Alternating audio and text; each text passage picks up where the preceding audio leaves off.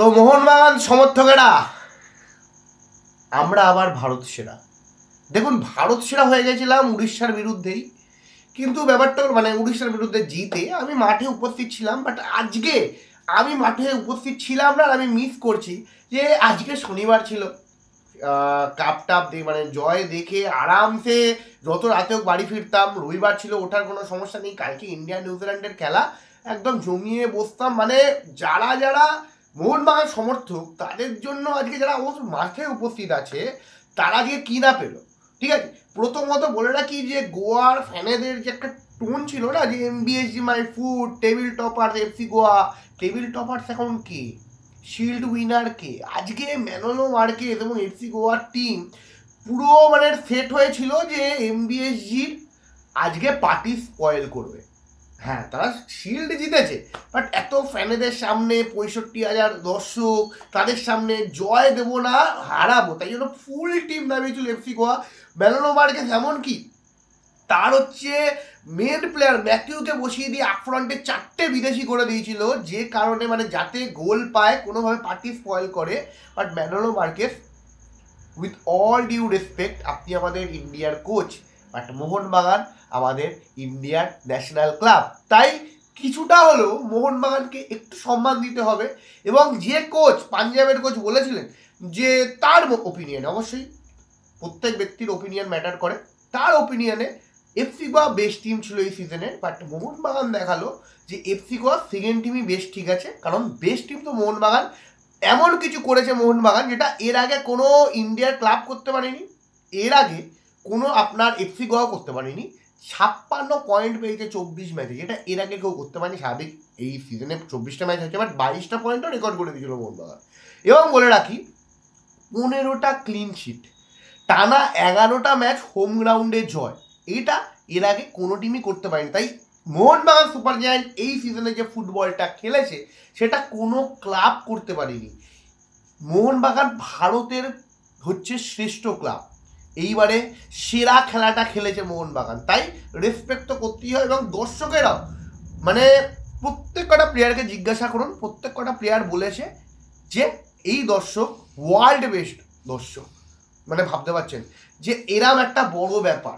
দেখুন, এই Jamie McLaren 5বারের গোল্ডেন বুট উইনার, যথেষ্ট বড় প্লেয়ার, মোহনবাগান এসেছে। প্রথম সিজনে এসে তার একটা ওপিনিয়ন ছিল, তার একটা বক্তব্য ছিল যে এই মোহনবাগান সুপার জায়ান্টের ফ্যানেরা আমার দেখা শ্রেয়রা, কারণ আমি এর আগে যত ম্যাচ খেলেছি বিভিন্ন স্টেডিয়ামে এরকম দর্শক দেখিনি। স্বাভাবিক ব্যাপার যে মোহনবাগান সুপার জায়ান্ট এবারে যে ফুটবলটা খেলেছে সেটাকে রেসপেক্ট করতে হয় এবং একটা স্যালুট দিতে হয় প্রত্যেকটা প্লেয়ারকে। আপনি প্রত্যেকটা প্লেয়ারের কথা শোনেন, সবার একটাই কথা, উই আর লাইক ফ্যামিলি। ছোট্ট কথা, বাট ইম্প্যাক্ট অনেক বড়। আজকে একটা ছোট্ট জিনিস দেখলাম, শুভাশিস বোস যখন মাঠে প্রবেশ করলেন, মানবীর হাতে আর্মব্যান্ড ছিল, ক্যাপ্টেন আর্মব্যান্ড।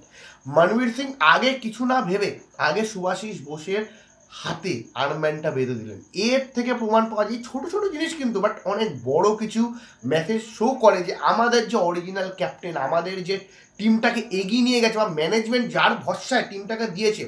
আজকে যখনই মোহনবাগান খারাপ ফল করেছিল আমরা সবসময় শুভাশিস বোসেরই নাম করেছিলাম, এখন মোহনবাগান ভালো ফল করছে আমরা কিন্তু শুভাশিস বোসেরই নাম করছি। এটা যেমন রিস্ক আছে প্রচুর, সব থেকে বেশি কথা তাকেই শুনতে হয়েছে, শুভাশিস বোসকে, এবং সব থেকে বেশি যদি বাহবা দেওয়া হয় সেটা শুভাশিস বোসকেই দেওয়া উচিত। এত স্টার্টেড টিমকে যেভাবে প্রত্যেক কটা ম্যাচে উজ্জীবিত করা, হারার সময়ও টিমকে উজ্জীবিত করা, আরও অ্যাগ্রেশন দেখানো, এইটাই বোঝা যায় যে কেন শুভাশিস বোস এই টিমের প্রপার বেস্ট ক্যাপ্টেন তিনি ডিজার্ভ করেন, এবং মনবীর সিংও সেটা জানে এবং সঙ্গে সঙ্গে সেই গেস্টারটাই করেছে। যদি আজকের ম্যাচের কথা বলেন, দেখুন মোহনবাগান সমর্থকরা মানে আমি খুশি ছিলাম না। যদি মোহনবাগান 1-0 গোলে জিততো, ওই গোলে জিততো, আমার কাছে খুশির কোনো কারণ ছিল না, কারণ ঠিক আছে শিল্ড জিতেছি, বাট সেইভাবে গোল করে নয়। মোহনবাগান সুপার জায়ান্ট আসলে জিতেছে।